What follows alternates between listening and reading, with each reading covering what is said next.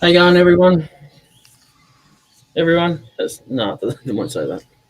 I've just yesterday I put some red dye just to let it bleed in a little bit, see what it would do. The wood's completely wet, so whatever happens, happens. Looks like looks like is he? Oh, back in the bloody hospital again. What's going on, Doctor? Oh yeah, in your workshop. It looked like a hospital room. No, no, I'm just sitting. I'm out of my shop. I was in the hospital today, though. Yeah. G'day, Bob. Good day. How you going? Oh, surviving. I got to go back Thursday. Uh, I've they've got kidney problems, and I've known that for years. But they're just, you know, took some tests today. Got to go back and get the results Thursday. Yep. Plus, the bad part: take two big tanks of urine with me. That's always embarrassing. Yep. Every time I walk into the bloody doctors, they give me a vial to go and fill up. Well, yeah, there's two bottles, and they have one of them has a chemical in it, one doesn't, and one's for one day and one's for the next day. I don't know what they do with it. I've done them just about the fifth, sixth time. But c'est la vie. Yep. But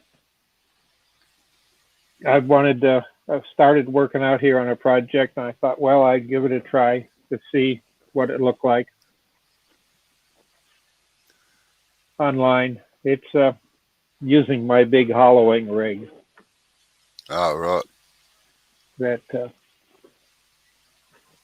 don't know if I can get my phone in place as a camera to show anything. I think the only other way is let me pull YouTube up on my tablet.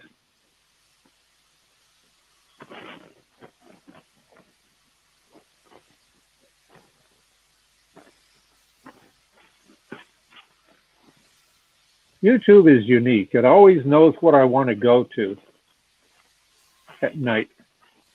Well, the light's in the way there, Bob. Yep. I may kill the volume too.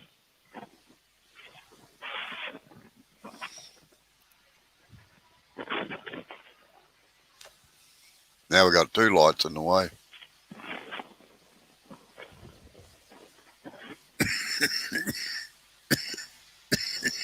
That's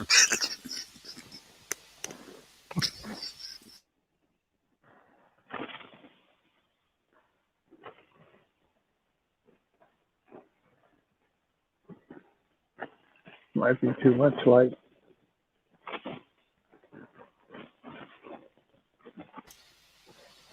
No, it looks better.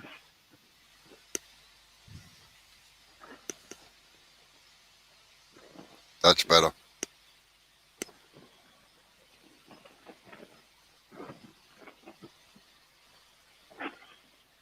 Yeah, I've got all sorts of.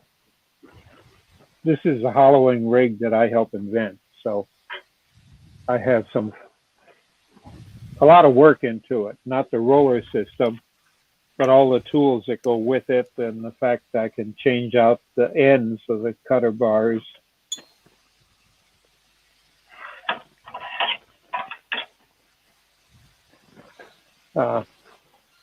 Yep. And this part comes out of the bar.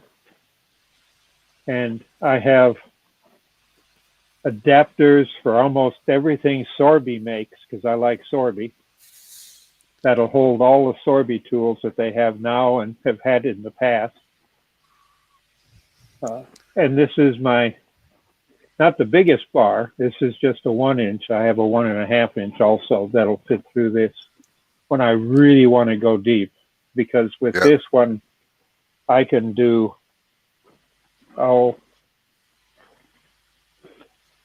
20, I've gone up to 24 inches deep.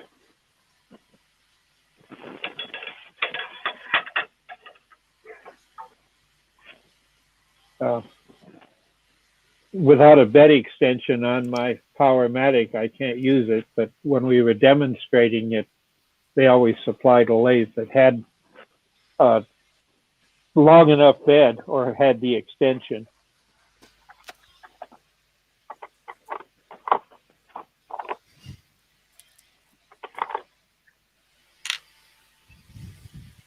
G'day, Chris. How are you? No, it's good morning here in a very chilly Australia. Not as chilly as you get, but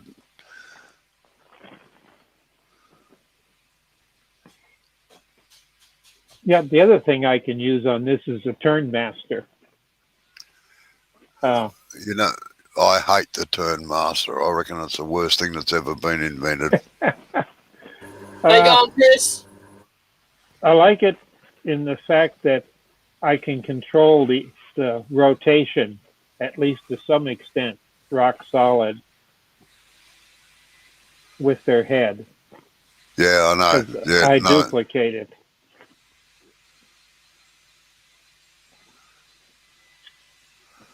Because when I'm dangling out 20 inches or even 18, 19 inches off the end of something, and I can't see it other than a light, and now I've got a little camera I can put in there. Yeah. I like knowing exactly what angle I'm on, and that's why I like it. And it locks in the bar too, so I know it won't rotate on me by accident. It's a fixed tool. It's a product made by Sorby, Chris. If you put into Sorby Turn Master in the search engine, it'll come up. It's just an adjustable tip that you can put on the front of a hollowing bar.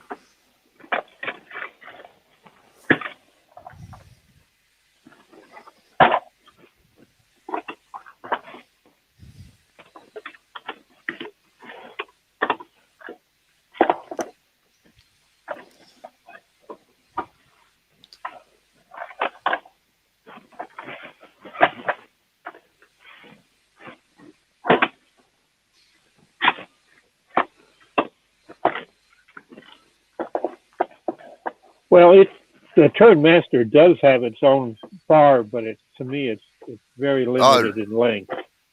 Yeah, I know. And no, my opinion is you've just got to have too much overhang over the rest before you can even get it. Like you're 4 inches away from the rest before you can start because of the way that the knurled nut and everything gets in the way. Yes, that I agree totally. Because you're limited to this distance. Yeah, g'day, Mike.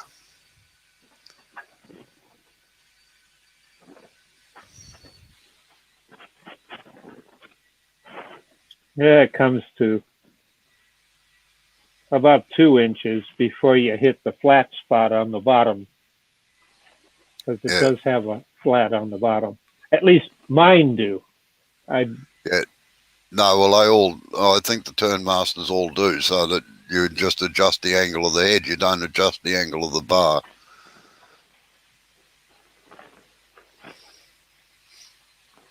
But I ended up with a friend of mine passed away, and his wife gave me the Turn Master set while I was busy working on this hollowing rig and all the accessories for it.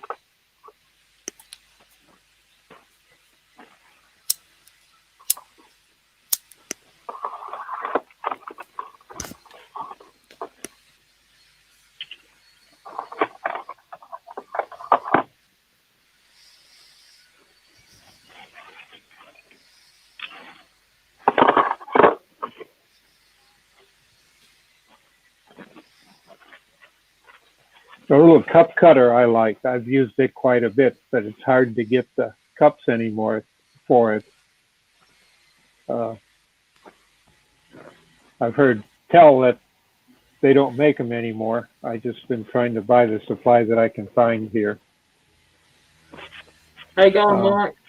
And I got both sides, the big and the medium and the large, or the Yeah. small and the medium. I had one large one, but you can't get the cup anymore. They only made a few of them. But I like the fact you got the knuckle, so I can set the angle I want. Yeah. Exactly. And with two elbows, because I've made my own, I got two elbows, so I can actually come back and cut towards myself, which is weird. Because no one can get in there and feel it. But that's kind of funny to have it. But having all the different possible accessories and cutters made it what I thought a fairly decent system.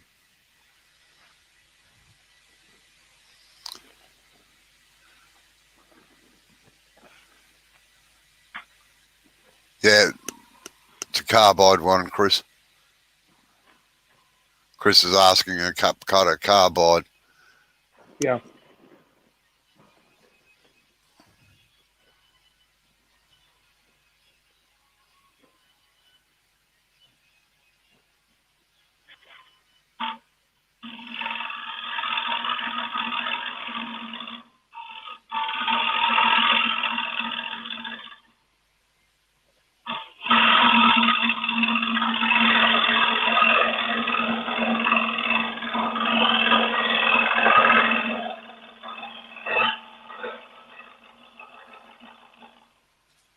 And I need some light down in there.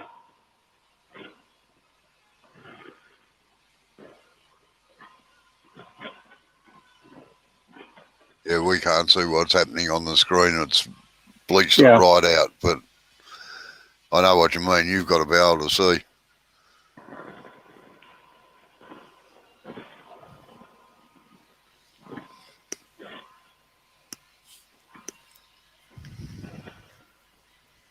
Yeah, it's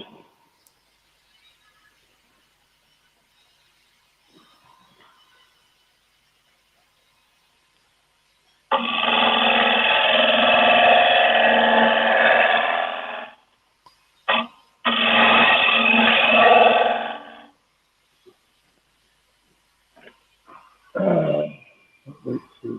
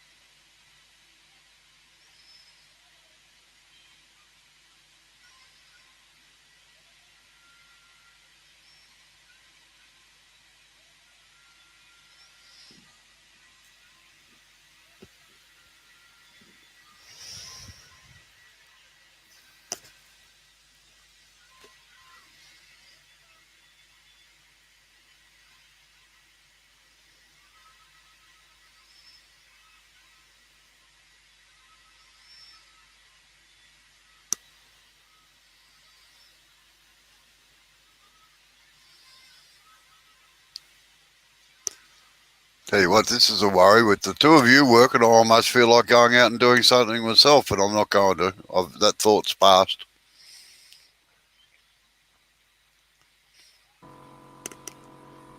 Now get out there, go on your bike. Oh.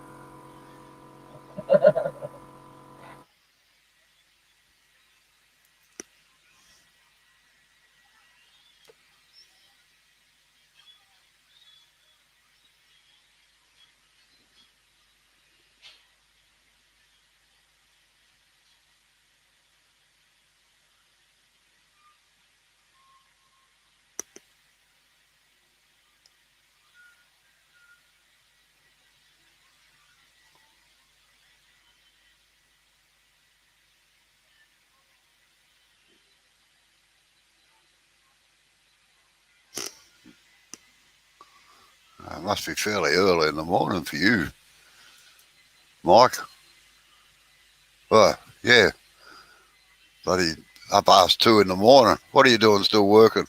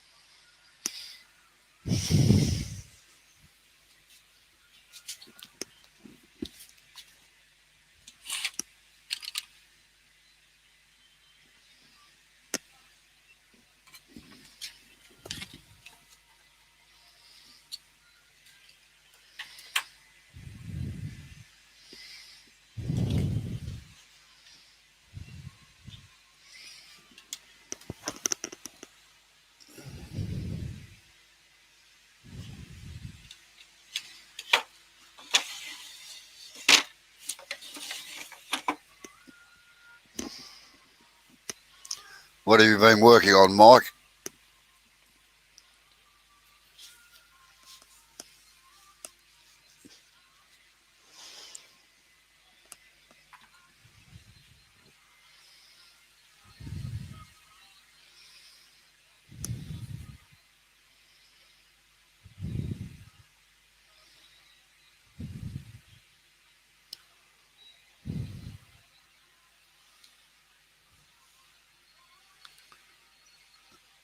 Oh, very nice.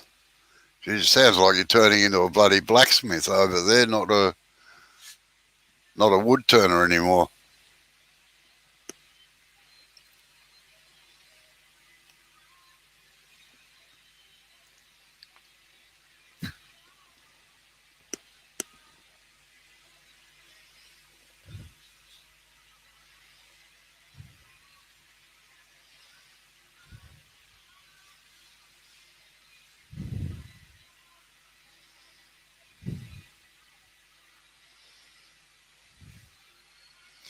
Yeah, I must admit, I love working with wood and brass. Like, we used to make a lot of four-poster beds. At one time, it was one of our specialties, and they always had brass fittings on them for locking them together that were visible. And if I do say so myself, they look pretty specky.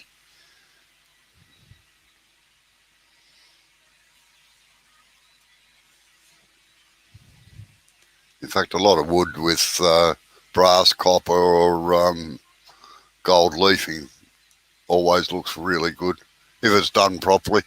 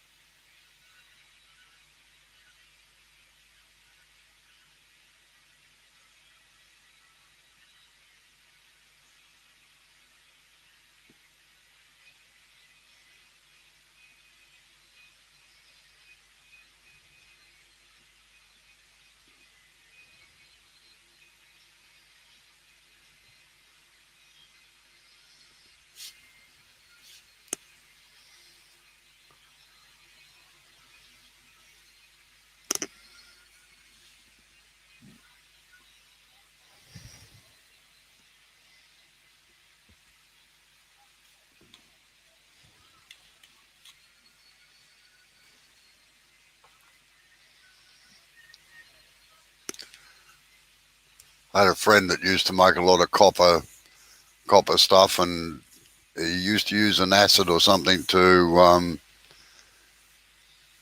etch it to make it turn the green and the red and all of that sort of thing. And geez, it looked fantastic.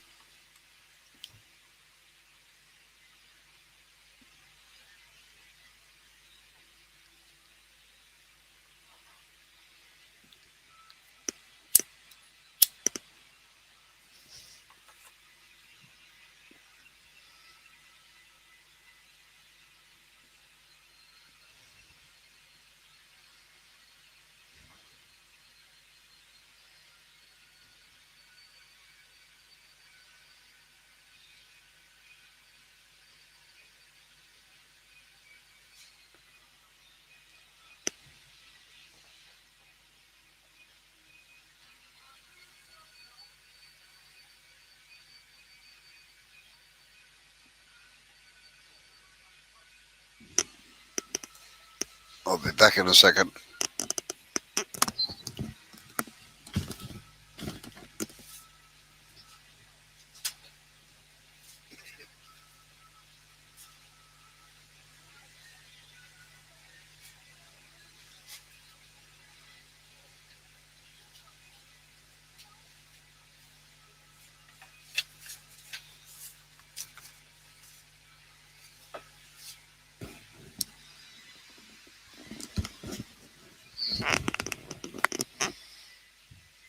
Have you got a metal lathe for doing that,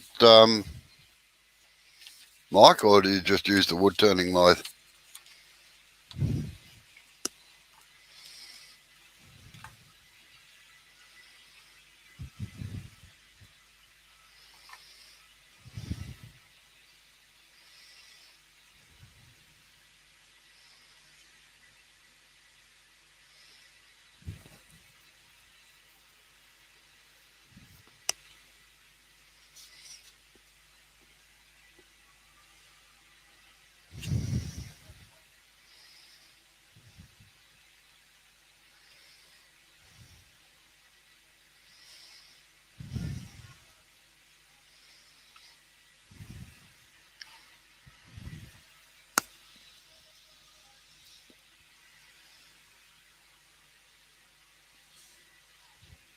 Yeah, I must admit I'm pretty much the same. I've got a metal turning lathe, and I make face plates or this and that, but I'm afraid my thread cutting ability on the metal lathe isn't real flash. So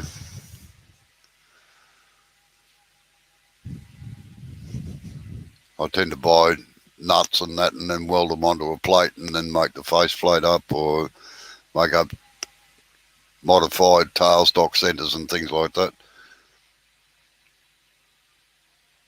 You know, I used to have a Myford ML8, believe it or not. A bloke came into the workshop one day and said, "Oh, if you want to sell that, let me know."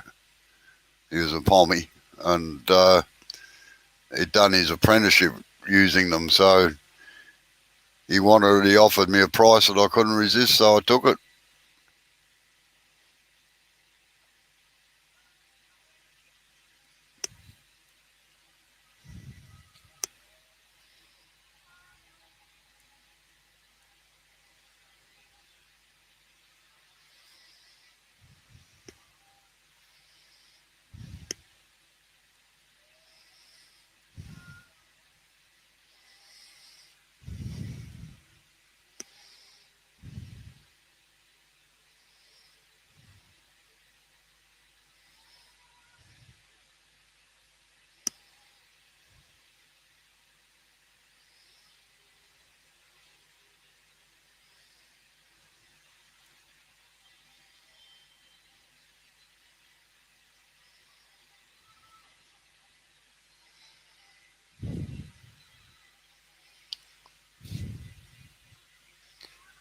Yeah, this one had the indexing thing and everything with it.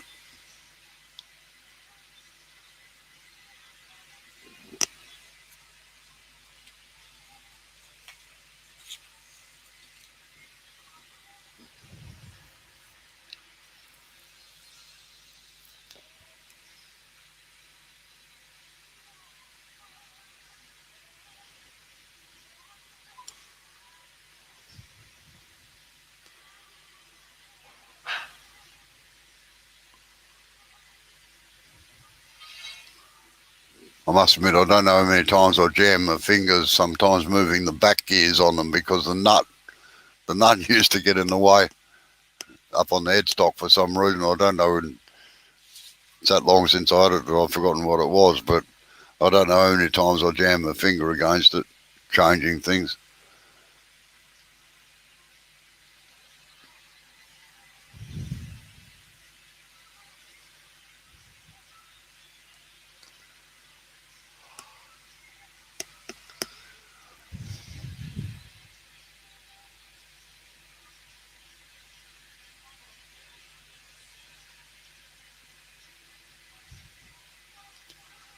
I'm sure you'll work it out, Mike, how to convert it.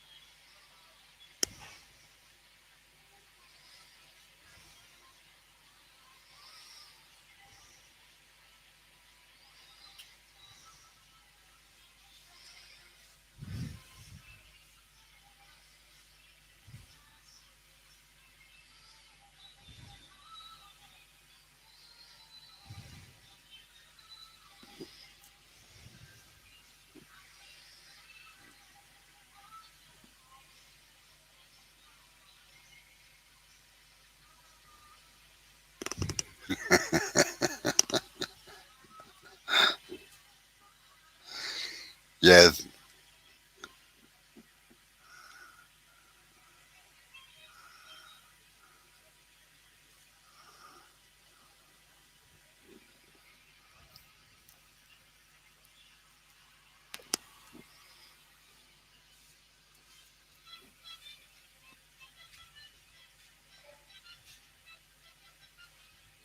it didn't have much of a centre height, but it was a great little machine because you could drop the tailstocks and everything out of the way, and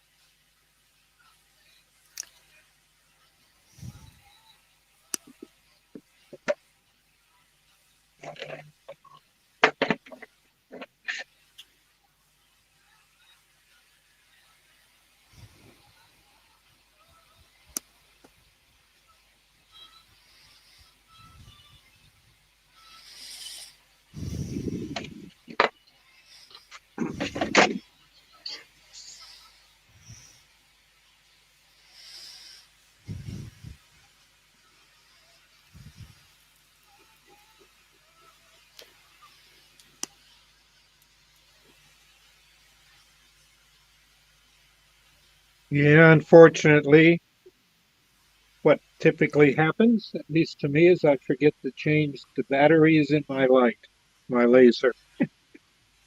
uh, And they somehow get turned on laying in my toolbox at times, just moving around. There, I got. And the other problem that this laser system has from Carter, of which they've now repaired, is that the cable that runs through here, the battery power and everything is in the end of the shaft. But it can get dust in there too easy. And it tends to want to pick it up. And for some reason, there's a vacuum effect that sucks ducts down there from here. yeah, your sound's going all haywire, Bob. Oh, okay. Let me see what I can do.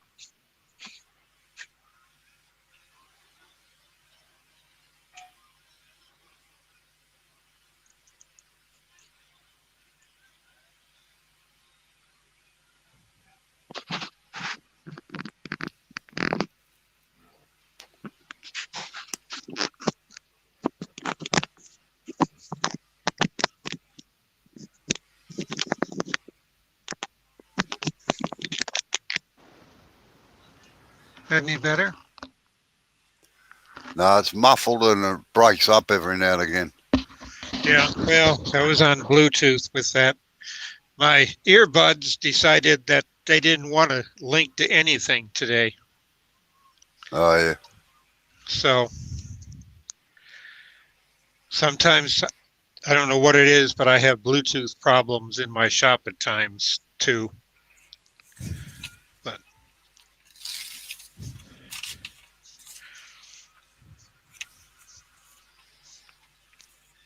But it gets dust in the tube, and when it gets dust in it, for some reason, it screws up the battery contacts.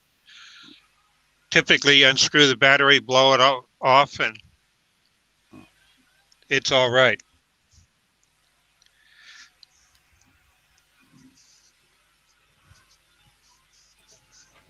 I've got it. I've got it thin enough now that the red from the outside is bled through. Oh, yeah. Yeah. I'm not really sure if the camera. I'll put it on full screen. I don't think the camera will pick it up like that. Oops, wrong person on full screen. Mm.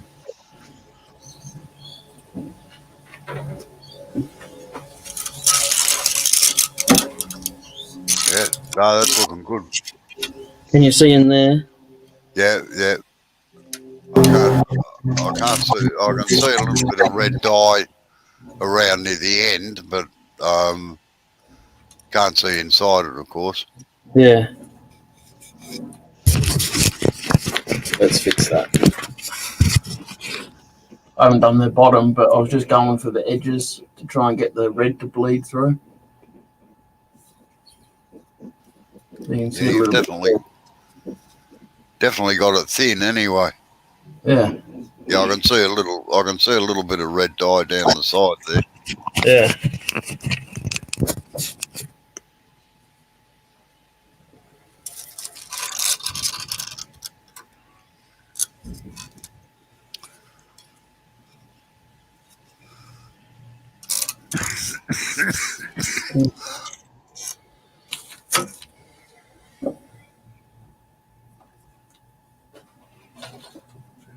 Oh, it must be high humidity here today. It's really hot, but it's cold outside. Yeah, that's what we got here too.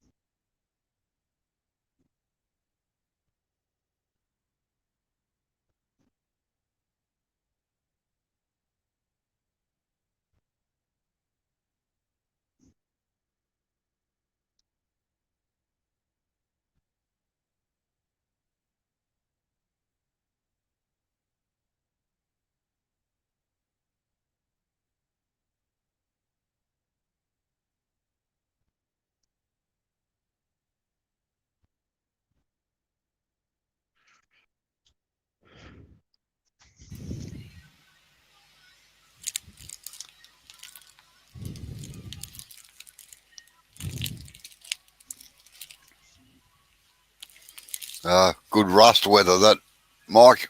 85% humidity.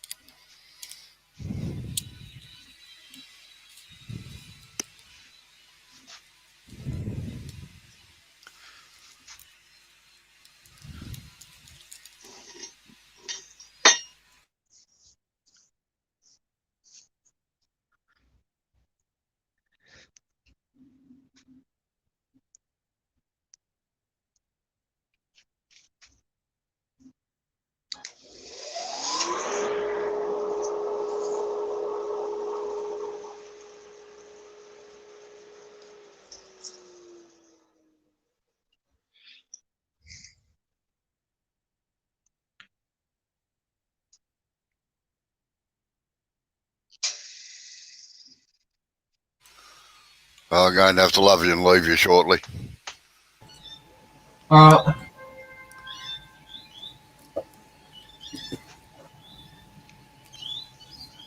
Okie doke. All right, everybody have a good day, and I'll catch you tomorrow sometime probably.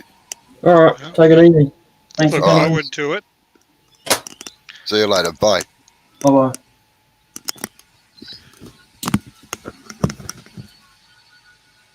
Oh, you staying in less and less? What's going on?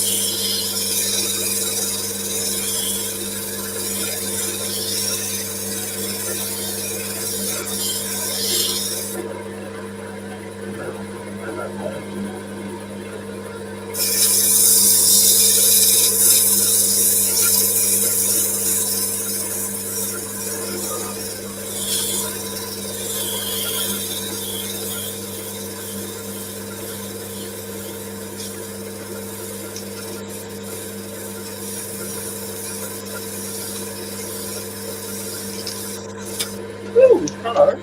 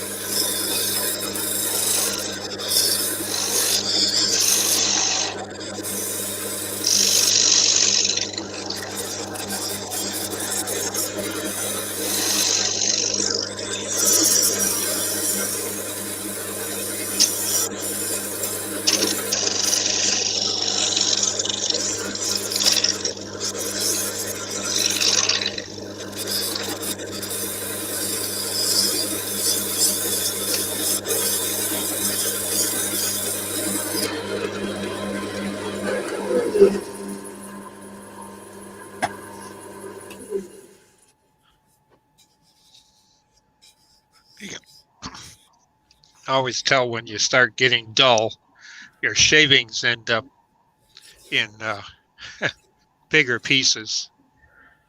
Yep.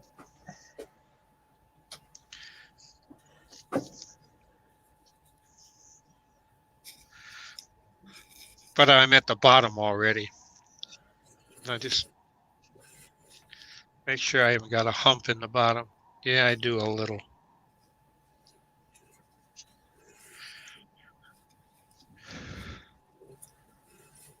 Let me try to take that hump out.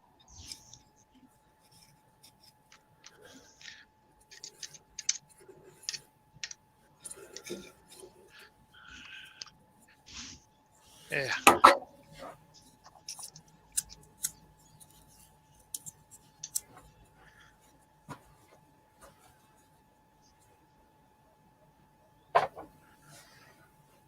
How you going, JP? Hey, Dr. Bob, JP would like to know what the hollowing system is that you're using. This is a Carter hollowing rig, except the toolbar is the one I designed to go on it. They do sell the bar in 3/4 inch. This is the 1 inch that was in limited production. I don't know if they got any more left, but the neat thing about the bar is the fact that all the cutters fit in the bar. There is a pin in the bar that holds the notch.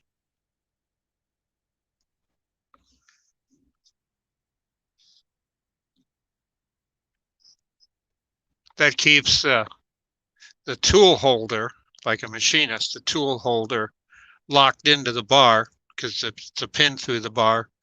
And then on either side of it, we have another dimple. And that's where the set screw that holds this in place comes in. And the reason I designed it on the angle is that as you tighten it, it actually cinches this against the pin tighter. And for this one, this cutter is just a flat cutter. And it has a flat on the top of the tool and on the other side of the tool, so it can be flipped over and used too, and still stay dead center, which is one of the things when I'm using individual cutters, you want to keep them center because you don't want to keep raising and lowering your bar. The idea of having a dozen different toolbars, it sells money. You know, if you want to buy a curved one, I've got curved ones up there, and I found it easier just to make one and then have a curved head that you set the curve you want on. But the saving grace for me when I'm around the lathe is that sawdust is the worst enemy in the world for losing little screws. So I always keep the big magnets around. They stick to anything. But I like them because I can take cutters off and stick them on. Those that are, and I have also the little magnetic ashtrays everywhere that when I'm working, everything just gets thrown in there so I don't lose them. Because invariably the most used loose thing is the little bitty bolts that hold everything in place.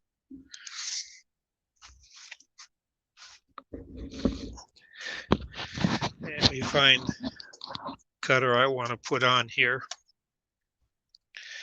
The one I've got's too big. It's taken too deep a cut.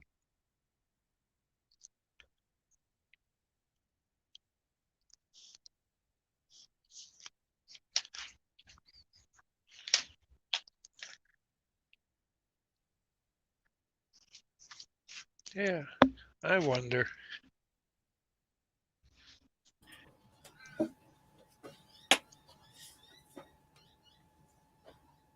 Because I hate sanding.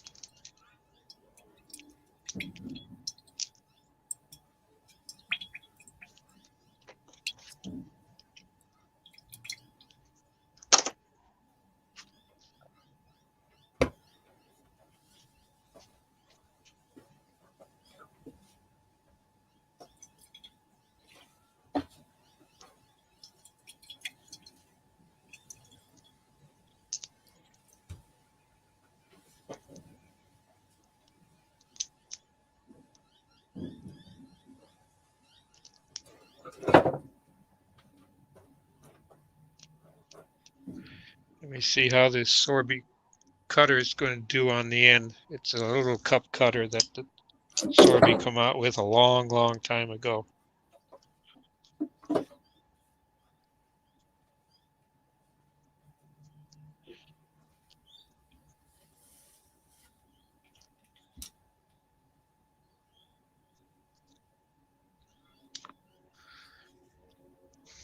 This is one that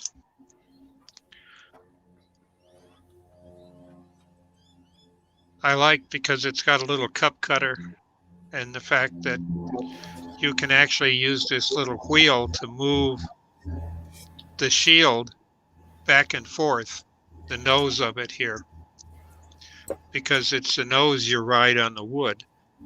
And I can back the shield back, which gives me more of the cut on the end of it. And it's a real handy little tool, easy to sharpen. And it'll, as far as fine cuts go, I've been able to have it down to, all you do is loosen the nut or the bolt that they have through here, and you adjust how much this moves in and out by the little wheel. And one revolution of the wheel is one thickness of the cutter edge. So you can get very, very, very minute cuts. And I understand that a lot of people had them and didn't like them for that reason. You were always fiddling with it. Yeah, it's true. But once you get the thickness of the cut that you want, and I don't feel bad. I hone these because it comes with a tool that you can hone them with. But I set my depths by when it starts to catch my finger. When I can feel my fingerprint, the little grooves in your finger running over it, that's about the thickness of a cut I want.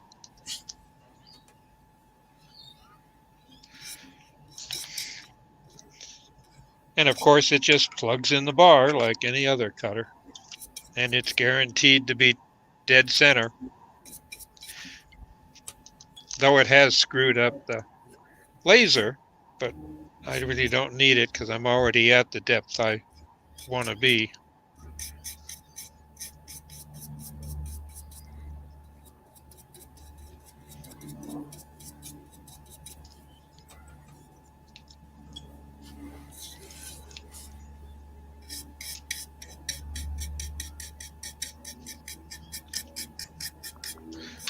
It took me about a year and a half to develop this system for Carter.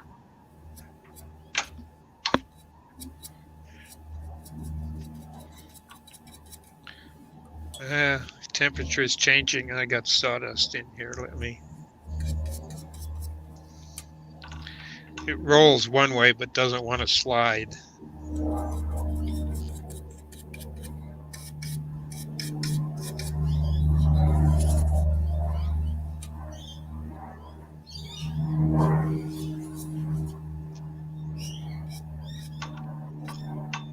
There we go. Yeah, the bottom of the bar, the flat point portion of it that it rides on here actually has a ground mesh in it that's designed, at least that's what I tell people, so as to clean it, you simply slide it back and forth or run your finger over it, and any of the small stuff by running your finger on the bottom cleans it out. And any sawdust it picks up, especially with wet wood. Now we'll see what I think of the cutter.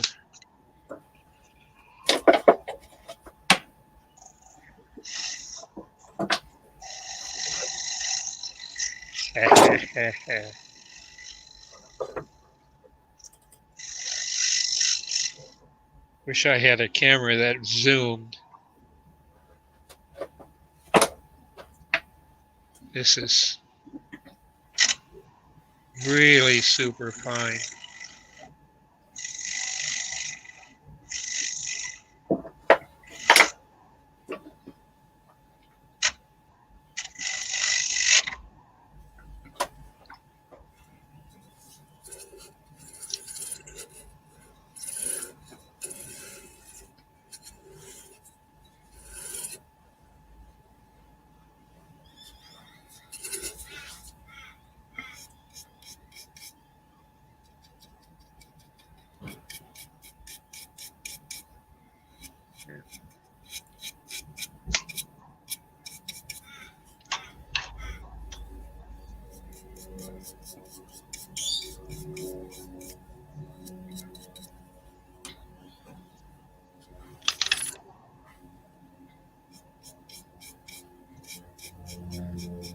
want it a little finer.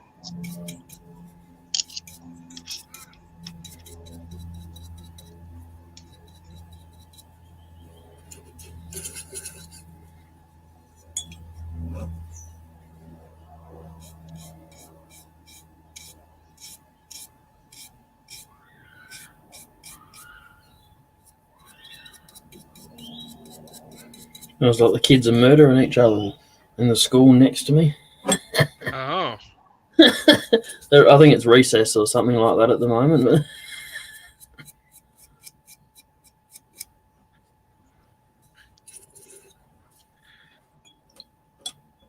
have you lived in that area all your life, or are you from? the Salisbury, yeah, just in different parts of it. So Because was that a school you went to? no, that's a private school. That one. Bunch of little snobby kids, you know.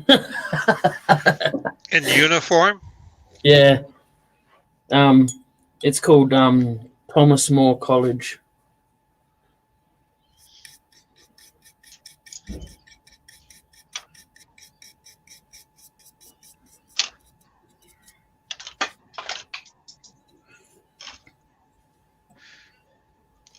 I went to a general public high school, but it wasn't in the Salisbury area though. My whole family, basically, all my aunties and uncles all live in the Salisbury area because it's a decent size. It's big enough to be a city, the amount of people that are in it, but you know, Adelaide's our city, so we can't have two.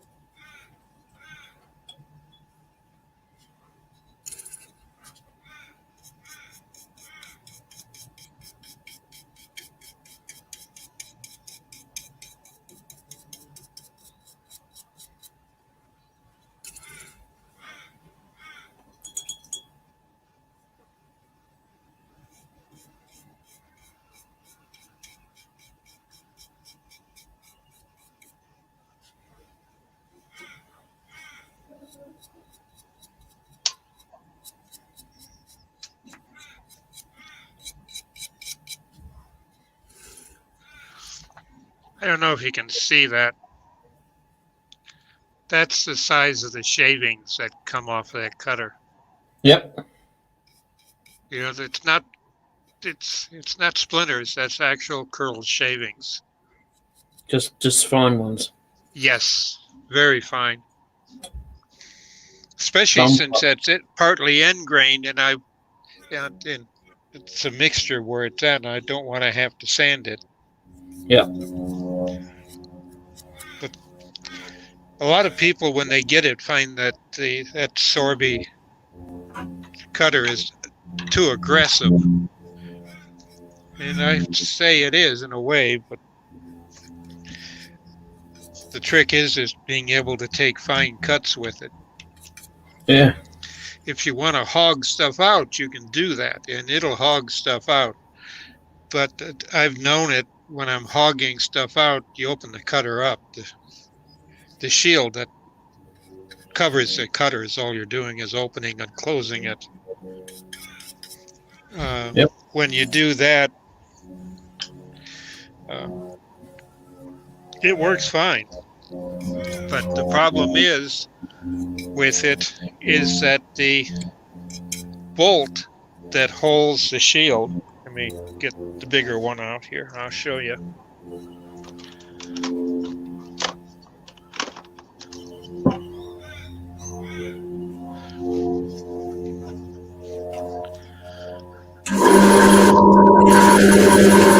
That's the bigger one. Okay. And that's the cutter. And this is the bolt that I'm talking about. And the shield by itself, or the guard, is tightened down with that by itself. Yep. But to make changes in it,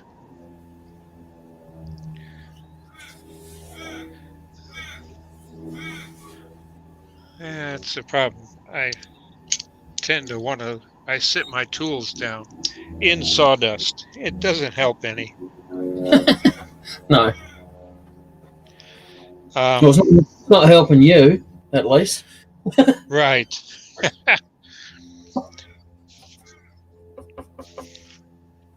Well, that comes from old age.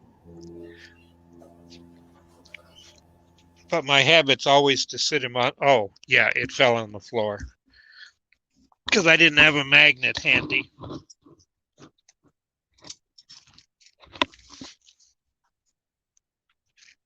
That's why I like the little bar magnets. I have them virtually everywhere on the lathes, so I can stick stuff to them, and that way they don't get lost. But the whole principle of it is you loosen the cutter here, the shield for the cutter, and in doing so, you Lift it up a little bit. That's it. You can move this shield in and out, giving you more access to the cutter itself. That's how you change the thickness, is by moving this device up and down. Yep. And this is what holds it in place. This is the threaded part. It's a little clunky, but Sorby made them for a long time, and I like them. And it's a true cup cutter in there. That's the other nice thing. So you can pick the thickness you want when you're cutting. Yes.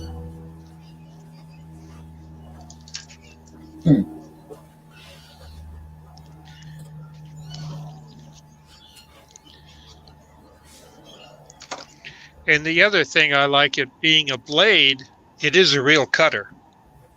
Yep. It isn't a scraper.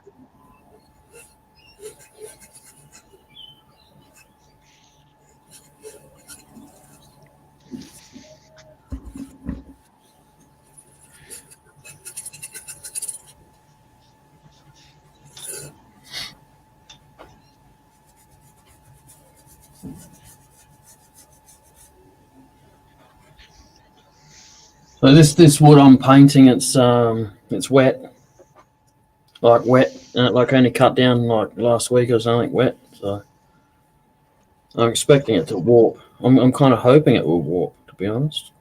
Yeah.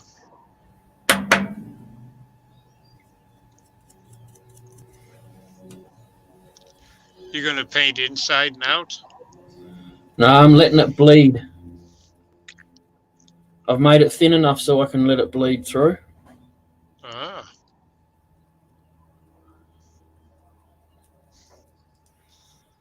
So I'll just it's pretty much me done for the day because I got to let it soak through. Chased it with a little bit of metho, so push it Little through. alcohol. I Yeah. thought the alcohol chaser was for the turner after they go inside and clean up. Oh, don't tell anyone that. It's the only time I've seen people get hurt when they've had a beer or two at the lathe. Yeah. No, I don't. And, I very rarely drink. Maybe Christmas time or something. That's about it. Yeah. Well, And being then diabetic, I can't. So, yeah. though I have seen people do it, and I do occasionally, but it's very limited. Yeah, I very rarely drink on Christmas, to be honest. But the Christmas just gone, I drank so much, I chucked. Oh, I yeah. still enjoyed it though. The body said it didn't want it. Yeah, that's right.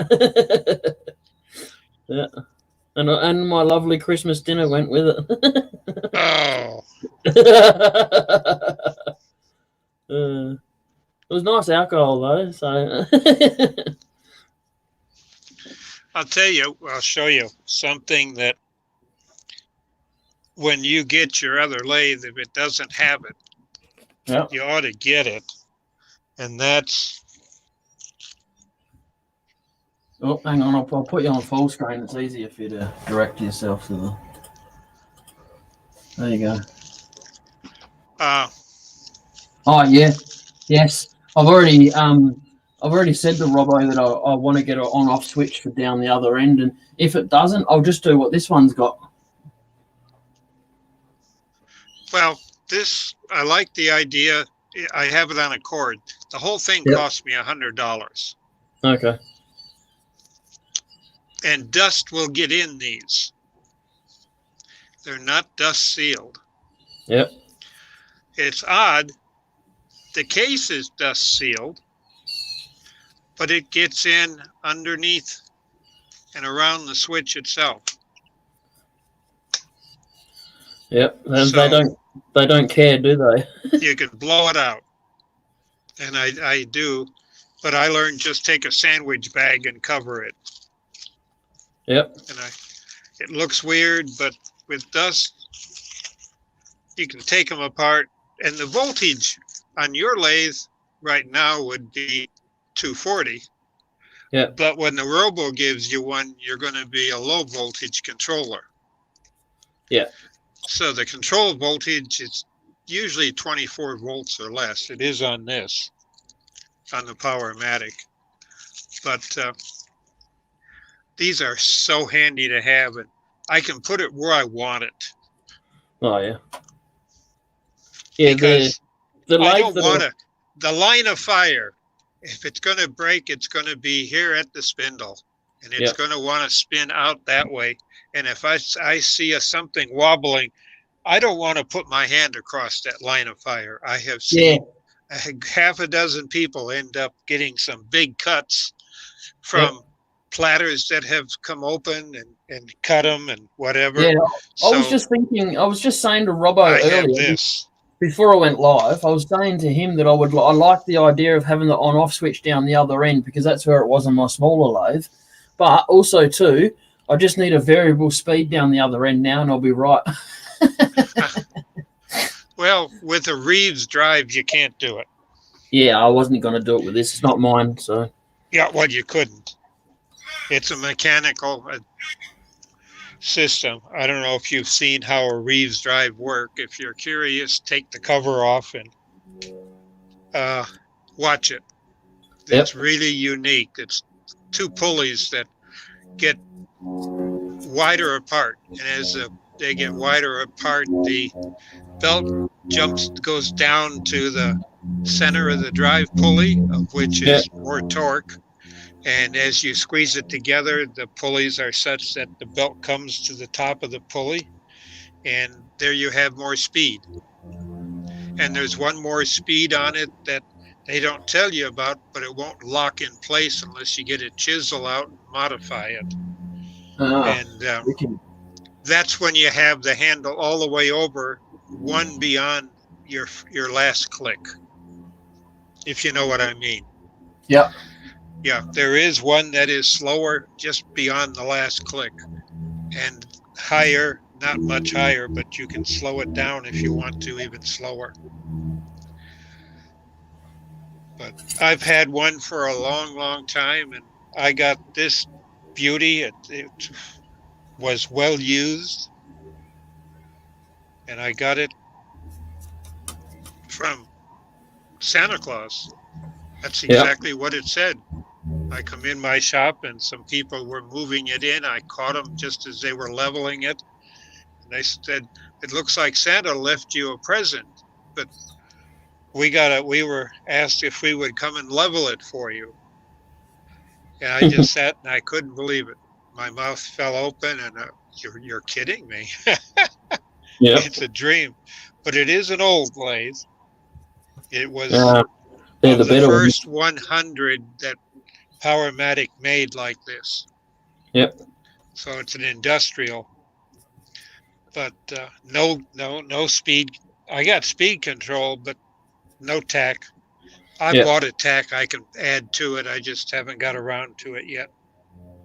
Yep. Because it's like if you depend on the tack to tell you when to do something, you're not listening to the wood. Yep. Yes. And that's the big trick. Listen to the wood, watch the wood, and it'll tell you what speeds it can do it.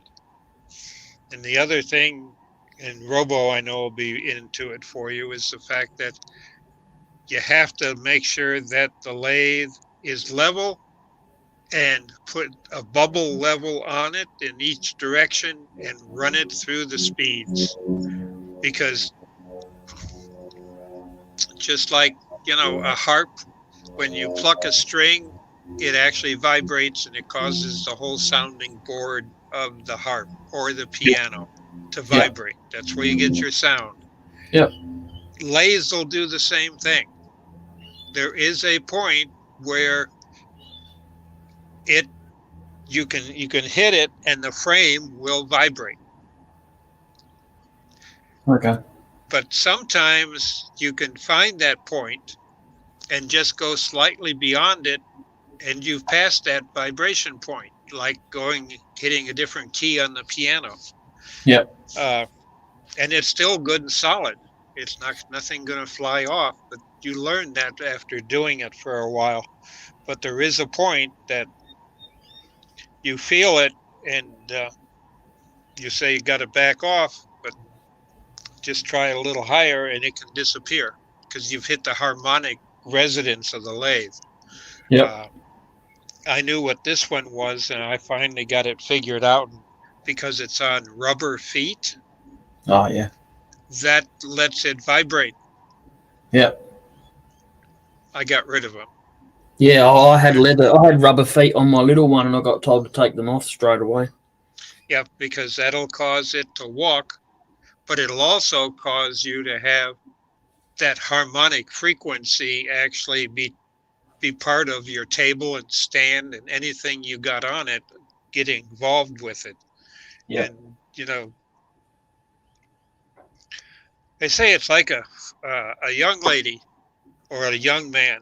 The other side always know what the other one's feeling. You can tell by looking at them, talking to them, and holding their hand or kissing. With a big piece of machinery, a machinist will tell you the same thing. A sawyer will tell you when his saw is tuned up, and he can tell you, just like RoboCAD, when a tool is dull because you can feel it or hear it. Yep. Well, the lathe that's at Robbo's, I stood in front of it when I was there, and it was too short, so he's made up some legs for it with some wood that doesn't rot when it gets water on it. So because I've got the potential of maybe a little bit of water coming into my shed during the winter time. I'm going to try and direct it off as much as I can, but it could be because the way the land flows, my backyard, the water runs out a certain corner of the yard. That's the way it always ran, and that's kind of right where I'm putting my shed. So I have to build a bit of a cement river and divert it a little bit. Yeah. So, but yeah, it's good, nice and level down there, and Robbo's stacked it up higher for me. So, but I will use the level and stuff. But yeah, it's definitely Yeah, I just wanted to get this bowl done. I've got just a little touch in here I want to catch, and then, but it's 10:30 at night. Yep. I say good night to you, and then I'll get this little niche out of the bottom with this. I got the cutter very, very thin, and it's just, the thinner it is, the longer it takes to do it. And that's another problem with a lot of turners. They want to get it done too quick. Yeah. And sometimes it takes time. Yes, I'll agree with that. Can't rush thin stuff. No. Unless you want to make a funnel. Nope, don't want to do that. This piece of wood was dated 1975. Bloody hell. Yeah, Same so age. it's brittle. So it's 46 years old in just over 2 weeks. Yeah. Or a week and a bit. Sorry. Now you know how I know that? Ah, your birthday? Yeah, in 75. Yeah, that's when I was born. Oh. And it's a date that I'm not telling online. I'll tell you offline because and I'll punch Facebook if it puts it up. I'll tell you. Yeah.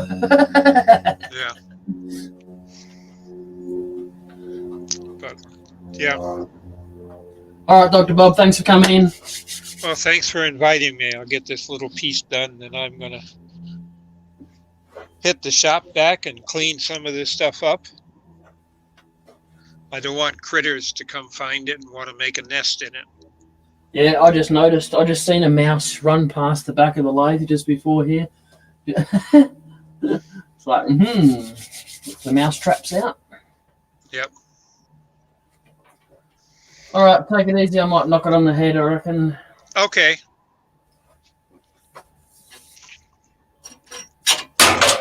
Oops, trash in the joint. Don't mind me.